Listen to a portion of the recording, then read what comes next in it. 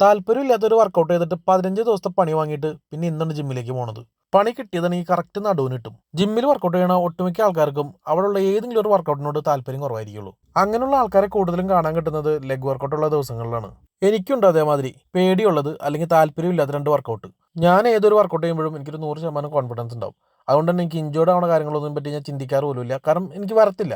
ആ ഒരു കോൺഫിഡൻസ് 2 വർക്കൗട്ടിൽ എനിക്ക് തീരെ ഉണ്ടാവാറില്ല. ആ ഒരു 2 വർക്കൗട്ടാണ് ബാർബിൾ സ്ക്വാട്ടും ഡെഡ് ലിഫ്റ്റും. ഈ 2 വർക്കൗട്ട് ചെയ്താലും എനിക്ക് ഇഞ്ചേർഡ് ആവുന്നുള്ള ഒരു പേടി ഉണ്ടായിരുന്നു. എന്നിട്ടും ഏത് ഗ്രഹണം പിടിച്ച നേരത്താണാവോ നേരെ ബാർബിൾ സ്ക്വാട്ട് ചെയ്യാൻ പോയത്. ഫസ്റ്റ് അറ്റംപ്റ്റ് കുറഞ്ഞ വെയിറ്റോട് കൂടി ഒരു ട്രെയിനറിന്റെ സഹായത്തോടു കൂടി വിജയകരമായിട്ട് ഞാൻ കംപ്ലീറ്റ് ചെയ്തു. അവിടെ നിന്ന് നിർത്തി വേറെ വർക്കൗട്ട് നോക്കി പോയെങ്കിൽ ഈ 15 ദിവസം പോകില്ലായിരുന്നു. അതിനുശേഷം ഒരു സെറ്റും കൂടി വിത്തൗട്ട് ട്രെയിനർ ഞാനൊന്ന് അറ്റംപ്റ്റ് ചെയ്താണ്.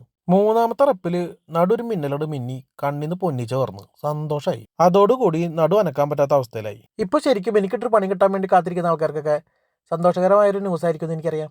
പക്ഷേ ഈ ഒരു കാര്യത്തിൽ ബന്ധുക്കാരായാലും നാട്ടുകാരായാലും അധികം സന്തോഷിക്കൊന്നും വേണ്ട. ഞാൻ എൻ്റെ വർക്കൗട്ട് ലിസ്റ്റിലേക്ക് ബാർബിൾ സ്ക്വാട്ട് ആഡ് ചെയ്തു. ശരിയായിരുന്നു, എനിക്ക് ബാർബിൾ സ്ക്വാട്ടും ഡെഡ് ലിഫ്റ്റും പേടിയുള്ള കാര്യങ്ങളായിരുന്നു. പക്ഷെ ബാർബിൾ സ്ക്വാട്ടിൽ ഇങ്ങനെ ഒരു പണി കിട്ടിക്കഴിഞ്ഞപ്പോൾ ആ ഒരു പേടി എനിക്ക് വാശിയായിട്ട് മാറിയിട്ടുണ്ട്. ആ ഇഞ്ചുറിക്ക് ശേഷം 15 ദിവസത്തെ റെസ്റ്റും കഴിഞ്ഞിട്ട് ഞാൻ ഇന്ന് തിരിച്ച് ജോയിൻ ചെയ്തു. ഇനി എൻ്റെ കയ്യിൽ ആകെ ഉള്ളത് 184 ദിവസമാണ്. ഈ 184 ദിവസം കൊണ്ട് 75-70 കിലോയിലേക്ക് ഞാൻ എൻ്റെ വെയിറ്റ് ഇറക്കണം. അതുകൊണ്ട് തന്നെ ഇന്ന് മുതൽ ഞാൻ വർക്കൗട്ട് ചെയ്ത് കഴിഞ്ഞ് വന്നതിന് ശേഷം ഒരു 2 കിലോമീറ്റർ വാക്കിംഗ് കൂടി ആഡ് ചെയ്തിട്ടുണ്ട്. അതേമാതിരി ഡയറ്റ് കാര്യങ്ങൾ പിന്നെയും ഞാൻ ഫോളോ അപ്പ് ഇത്രയും കൂടി കർശനമാക്കി കൊണ്ടുപോകാനുള്ള തീരുമാനം എടുത്തിട്ടുണ്ട്. ജിമ്മിൽ ശരിക്കും ട്രെഡ്മില്ല് കാര്യങ്ങളൊക്കെ ഉണ്ടായിരുന്നു. പക്ഷേ ട്രെഡ്മില്ല് ജിമ്മിൽ ഞാൻ യൂസ് ചെയ്തിട്ട് എനിക്കത് കംപ്ലീറ്റ് ആയിട്ട് യൂസ് ചെയ്യാൻ പറ്റുന്നില്ല. കാരണം അതിനകത്ത് നടക്കുമ്പോൾ ഭയങ്കര മടിയായിട്ട് തോന്നുന്നു. അപ്പോൾ ഞാൻ എന്ത് ചെയ്തു, നേരെ ട്രെഡ്മില്ല് അവിടെ അങ്ങോട്ട് ഒഴിവാക്കി. എന്നിട്ട് ഞാൻ നേരെ റോട്ടിലേക്ക് വന്നു. എനിക്ക് ശരിക്കും ജിമ്മിലെ ട്രെഡ്മില്ലിനേക്കാളും ഇതാണ് ഒരുപാട് ബെറ്റർ ആയിട്ട് തോന്നിയത്. ഇനി എനിക്കുള്ള ടാസ്ക് എൻ്റെ ഡയറ്റ് പ്ലാനിലാണ് എനിക്ക് ഒരു ദിവസം ഏകദേശം 200 ഗ്രാം പ്രോട്ടീൻ ഇൻടേക്ക് ചെയ്യണം. അപ്പോൾ ഏകദേശം എൻ്റെ വെയിറ്റ് എത്രയെന്ന് എല്ലാവർക്കും മനസ്സിലായി കാണും. ഫിറ്റ്നസ് ജേണി കുറച്ചും കൂടി സ്മൂത്തായിട്ട് മുന്നോട്ട് കൊണ്ടുപോകണമെങ്കിൽ 180-200 ഗ്രാം പ്രോട്ടീൻ ഡെയിലി ഇൻടേക്ക് ചെയ്യണം. അതിന് ഡയറ്റ് തുടങ്ങണം. ജിമ്മിലെ വർക്കൗട്ടും വാക്കിംഗ് ഒക്കെ കഴിഞ്ഞ് നേരെ പോയതൊരു ചിക്കൻ കടയിലേക്കാണ്. അവിടെ നിന്ന് ഒരു 1.5 കിലോ വെയിറ്റുള്ള കോഴീനെ വാങ്ങിയിട്ട് വെട്ടി പീസാക്കാൻ പറഞ്ഞ ആളോട്.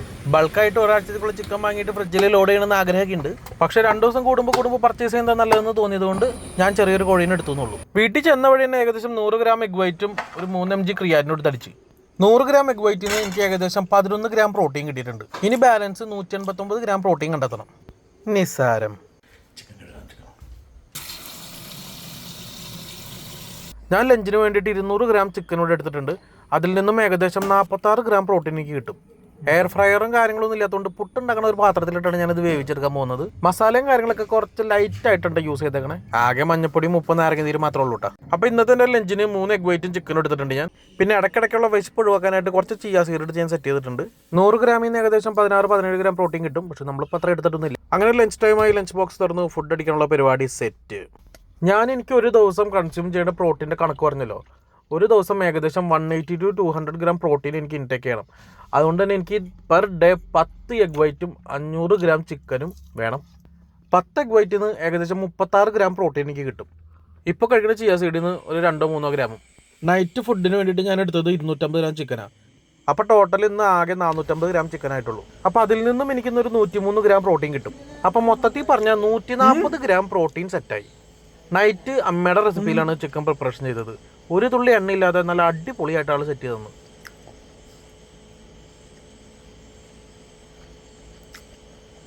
അമ്മേ ഇത് കൊള്ളാം, അടിപൊളിയാ.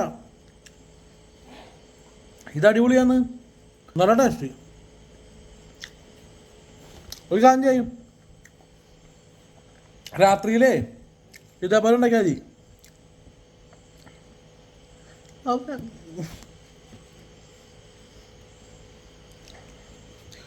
ചേടാ